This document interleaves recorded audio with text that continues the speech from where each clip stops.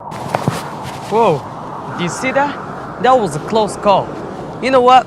Since it's pretty windy out here, I feel like this is the perfect time to clarify things about winds. I mean, this phenomenon has always intrigued us as humans. Our ancestors have exploited it to create music, defend themselves, and generate energy. Others have attributed religious beliefs to it, just like Greeks did with Anemoi.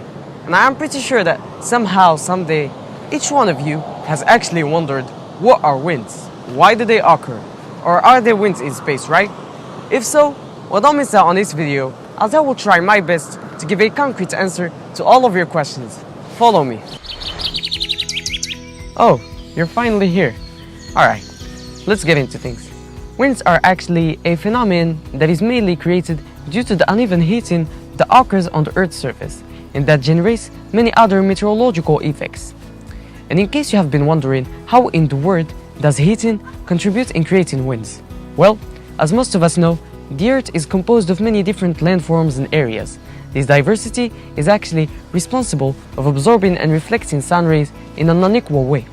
Thus, given the fact that the heating is more intense in between the tropics, and air is warmer near the ground than further up in the sky, and warm air is lighter than cooler air, its molecules tend to gain altitude and place themselves on top of cold one, leaving low pressure back on the Earth's surface. At this stage, when the once cold warm air that rised reaches the troposphere's limit, it cools down and gets brought down to the ground, creating winds. Note that the closer these pressure systems are, the higher the pressure gradient is, and thereafter, the stronger winds are. Whoa!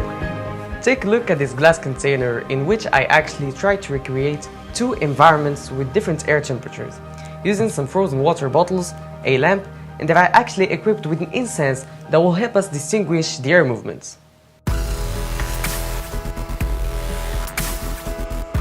As you can see, the air moves from the warmer side of the container to the cooler one, just like in real life. But on the Earth, winds aren't only created because of this. Coriolis force, for example, plays a role in the Earth's direction.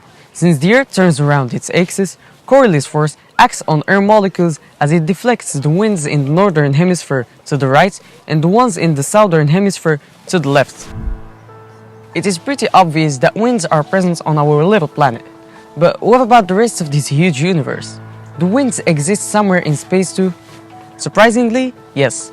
Although we're not talking about the same concept of winds as the Earth's, given the fact that air is inexistent in space, but solar wind is actually a plasma, a gas that is made out of protons, electrons and ions repulsed by the sun in a supersonic speed.